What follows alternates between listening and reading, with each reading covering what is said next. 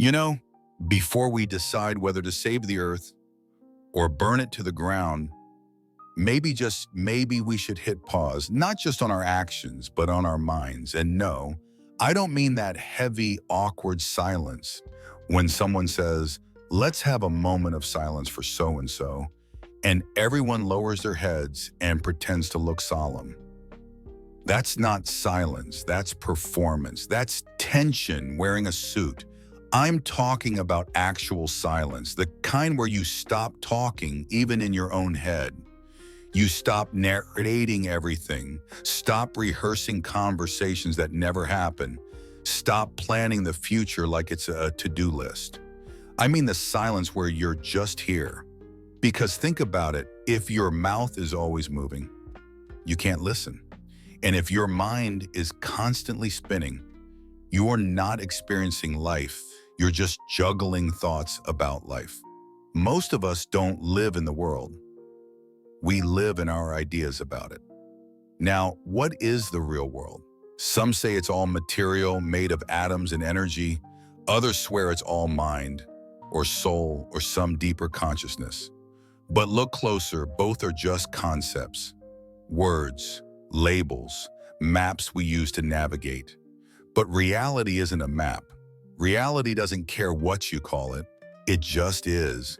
And once you actually connect with it, not with your thoughts, but with your senses, you start to notice something. A lot of the things we're stressed about, they're illusions. They don't exist in the way we think they do. Take something simple. Take money. Money's handy. Sure, it helps us trade, measure value, keep score, but it's not actual wealth. It's more like a shadow of wealth. Like a menu, it describes the meal, but you can't eat it. You could have a mountain of cash, but if you're stranded on an island with no food, you'd trade it all for a coconut and a matchstick. Real value is in things that nourish food, shelter, relationships, not the numbers on a screen. But we've grown so addicted to symbols that we forget what they stand for.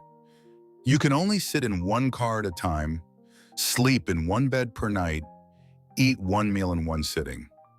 There's a limit to what you can truly enjoy, yet the hunger for more never ends. Because it's not a hunger for things, it's a hunger for the meaning.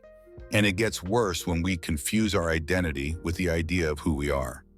That little voice in your head, the one that calls itself me, it's not the whole picture. It's a fragment, a character in the story. But you, the real you, is something far deeper, something alive. Most of us mistake the mask for the face, and that's why we feel so disconnected.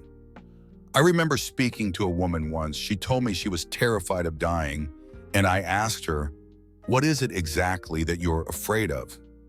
She paused, thought for a while. Then she said, "I'm afraid of what people will say."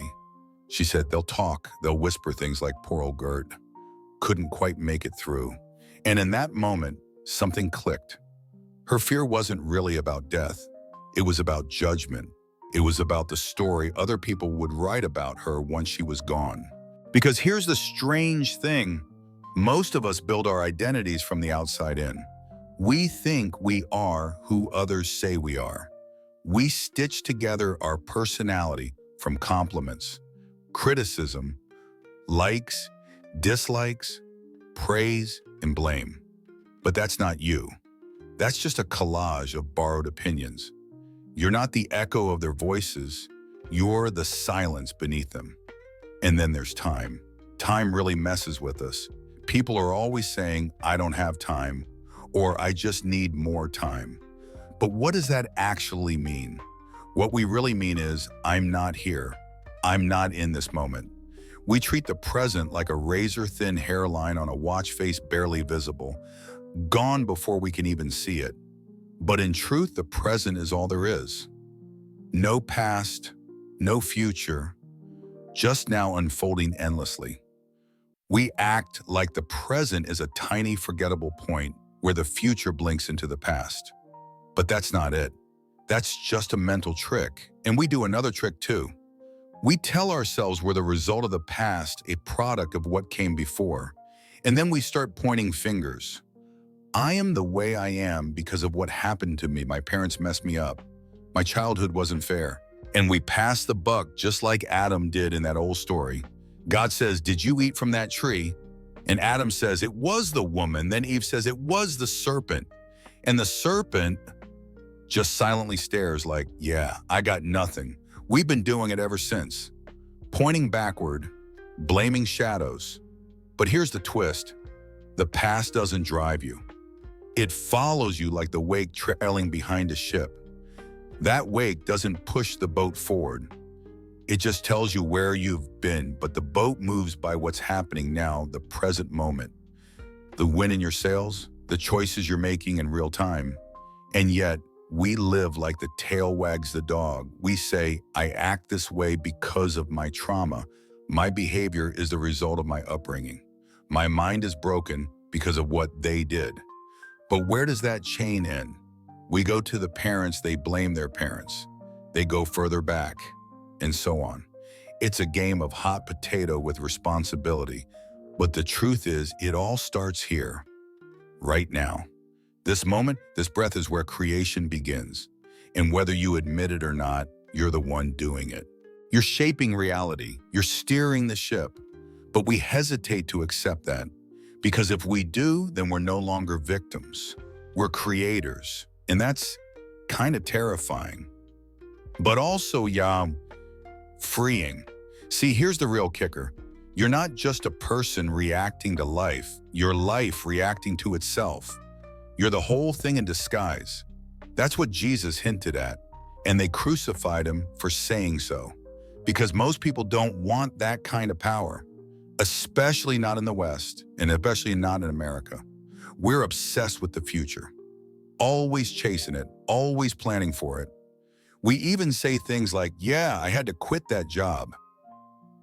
It had no future." But here's the question. Do you? Because if you don't know how to be present, what good is a future? If your plans work out, will you even be there to enjoy them? Or will you already be on to the next plan, and the next, and the next? We spend our lives rehearsing a moment that never quite arrives, and meanwhile now slips through our fingers. The past, already gone. The future, just a guess. But this moment, the one you're in right now, it's real. It's yours, and it's enough.